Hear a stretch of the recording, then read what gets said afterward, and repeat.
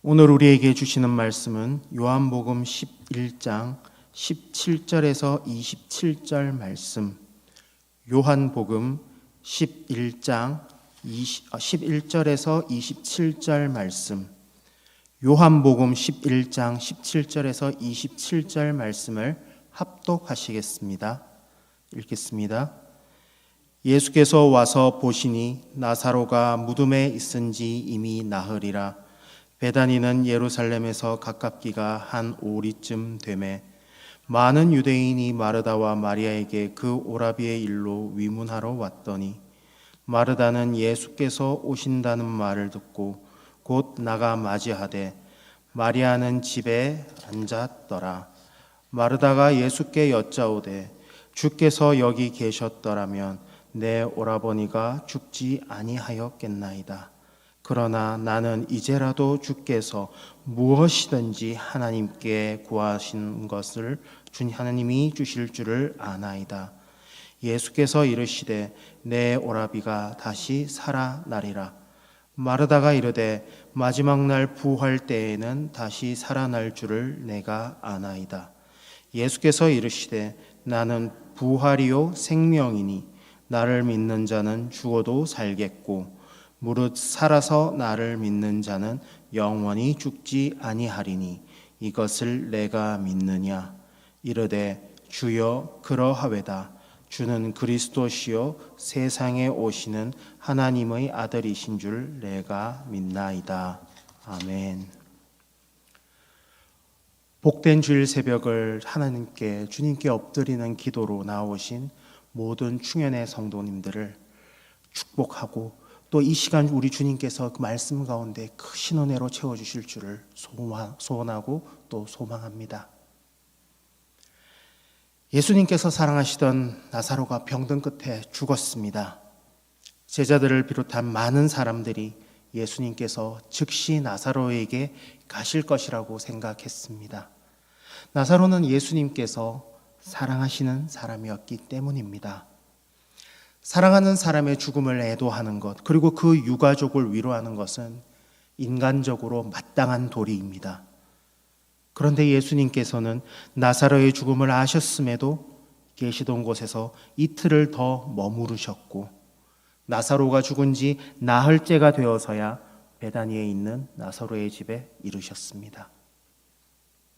예수님께서 나사로에게 오시기 어려울 정도로 멀고 험한 곳에 계셔서도 아니었습니다. 성경은 베다니와 예루살렘이 오리, 즉 3km 남짓 떨어져 있었다라고 기록합니다.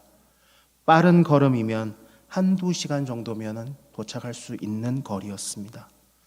그럼에도 예수님께서는 유대의 통념상 죽은 자의 영혼이 시신의 곁을 맴돌다가 부패가 시작되는 것을 보고 떠나가게 된다는 그 나흘째가 되어서야 예수님께서는 나사로에게 오셨습니다. 예수님께서 나사로에게 늦게 오신 이유, 어떠한 가장 중요한 한 진리를 우리에게 보여주고자 하심이었습니다. 이 시간에는 예수님께서 사랑하시던 그 나사로의 죽음을 통해서 우리에게 보여주고자 하는 그 한 진리에 대하여 마르다와 예수님의 대화를 통하여 함께 나누어 보고자 합니다. 성경은 가장 먼저 예수님께서 도착하셨다는 소식을 들은 마리아와 마르다의 모습에 주목하고 있습니다. 누가복음 10장에서 말씀을 듣던 마리아와 일을 하던 마르다의 모습이 대조되고 있는 것처럼 오늘 본문에서도 이 두 자매의 모습은 서로 대비되고 있습니다. 20절은 마리아가 집에 앉아 있었다라고 기록합니다. 단어의 뉘앙스에 따라서 직역을 하게 되면 마리아는 슬픔에 잠기어 주저앉아 있었다였습니다. 오빠의 죽음 앞에 슬픔에 빠져 있는 모습입니다. 혈육의 죽음 앞에 슬퍼하고 있는 바로 우리의 모습과 똑같은 모습이 마리아의 모습이었습니다. 이에 반해 마르다는 슬픔 중에서도 예수님이 오셨다는 말에 민첩하게 움직였습니다. 곧 나아가 예수님을 맞이합니다. 그리고 마르다는 예수님께 이렇게 아뢰었습니다. 21절에서 22절을 함께 살펴보겠습니다. 마르다가 예수께 여짜오되 주께서 여기 계셨더라면 내 오라버니가 죽지 아니하였겠나이다. 그러나 나는 이제라도 주께서 무엇이든지 하나님께 구하시는 것을 하나님이 주실 줄을 아나이다. 21절만 살펴본다면 마르다는 예수님을 원망하는 것처럼 보이기도 합니다. 예수님께서 이곳에 계셨다면 나사로는 예수님으로 말미암아 병으로부터 나음을 입었을 것입니다. 예수님께서 빨리 오셨다면 예수님께서 우리와 함께 계심으로 말미암아 나사로는 죽지 아니하였을 것입니다. 예수님께서 아니 계셨기에 오빠인 나사로가 죽었습니다. 대체 왜 예수님께서는 나사로를 사랑한다고 하시면서도 이렇게 늦게 오셨습니까? 어찌 오빠를 죽도록 내버려 두셨습니까? 라고 말하는 것처럼 들릴 수도 있기 때문입니다. 그러나 22절을 살펴보면 마르다는 결코 예수님을 원망하고 있지 않습니다.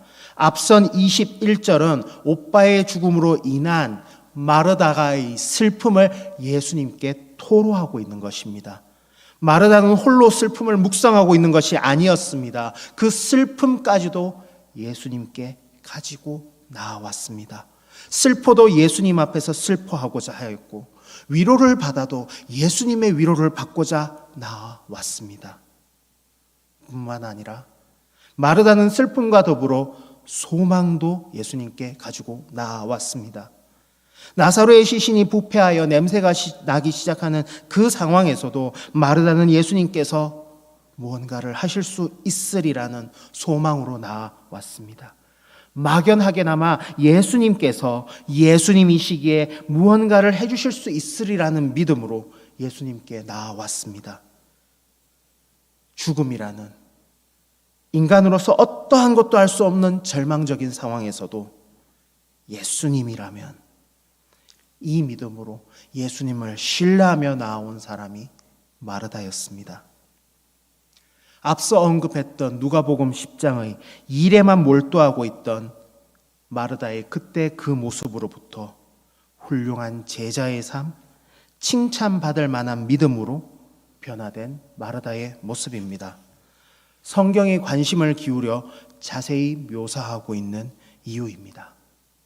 매사에 내가를 외치던 마르다의 삶이 예수님이라면 예수님이시기에 예수님으로 인해 라는 예수님 중심의 삶으로 바뀌었습니다. 울어도 예수님 앞에서 울고 예수님으로 말미암아 절망 가운데에서도 소망으로 믿음으로 나아가는 제자로 변화되었습니다.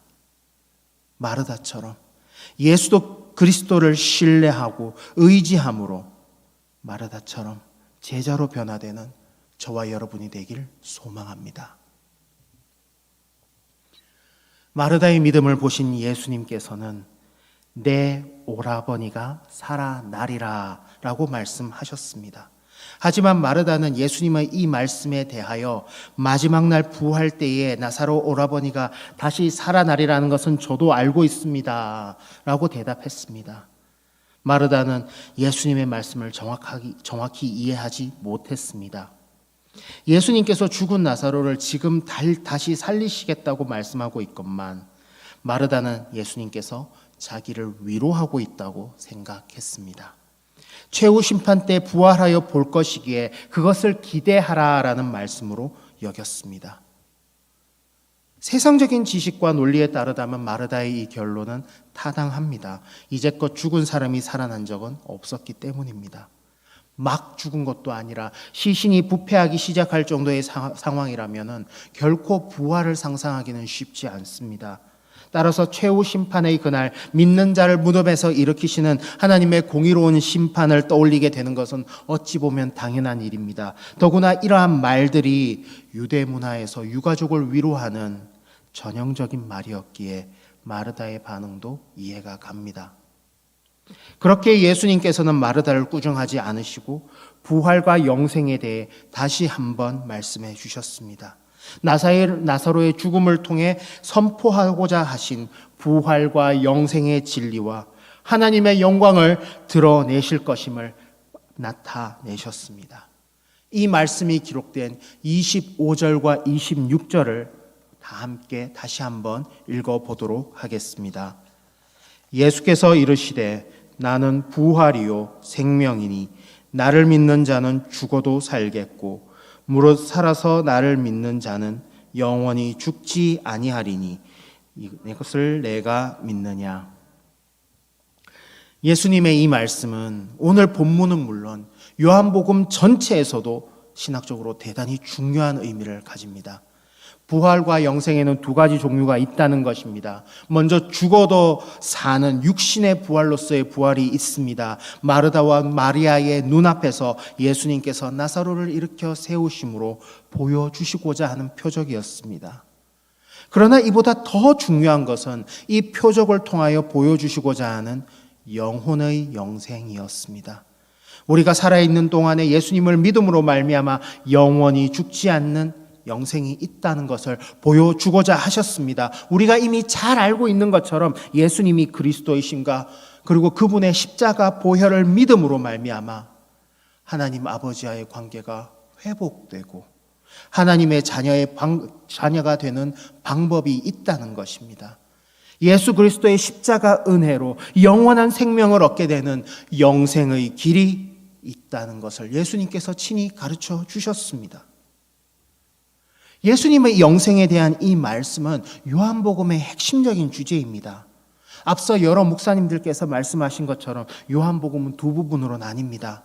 2장에서 11장까지의 전반부는 예수님의 표적들을 통해 영생조차도 예수님을 통해 가능하다는 것을 우리에게 보여줍니다.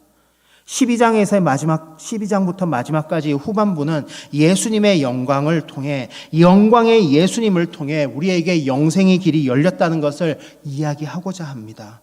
성경의 저자이신 성령 하나님께서 예수님이 가장 사랑하시는 제자 요한을 영감하심을 통해 우리에게 말씀하시고자 하는 이 영생에 대한 가장 직접적이고도 핵심적인 답, 바로 예수님이 부활이고 예수님이 생명이라는 것입니다. 부활이고 생명이신 예수님을 믿음으로 부활과 생명의 복을 받아 누리는 저와 여러분이 되기를 소원합니다. 마르다는 예수님의 영생에 대한 이 가르침을 이해했습니다. 그리고 예수님께 이렇게 대답하며 나아갔습니다. 27절을 확인해 보겠습니다. 이르되 주여 그러하여다. 주는 그리스도시요 세상에 오시는 하나님의 아들이신 줄 내가 믿나이다.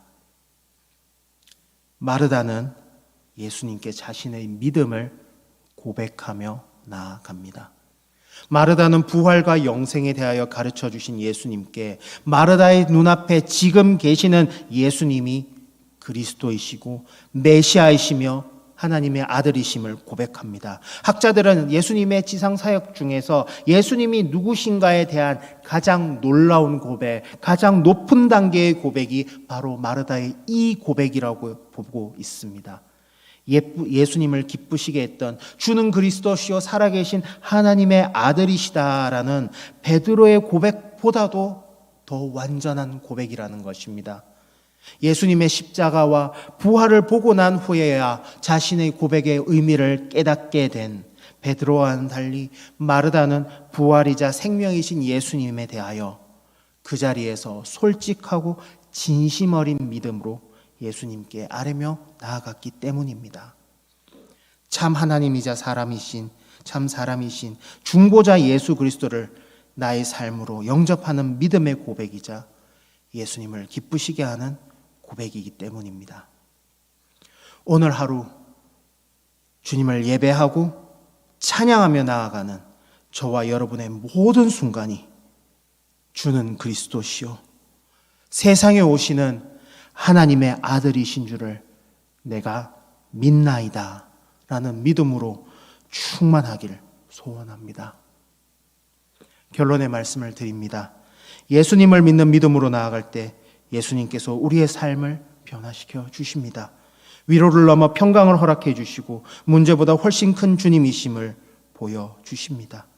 예수님께서 부활이자 생명이심을 보여주십니다. 주님을 기쁘시게 하는 이 믿음의 고백을 통해 주님이 주시는 은혜를 충만히 누리는 저와 여러분이 되시길 우리 주님의 이름으로 축복합니다.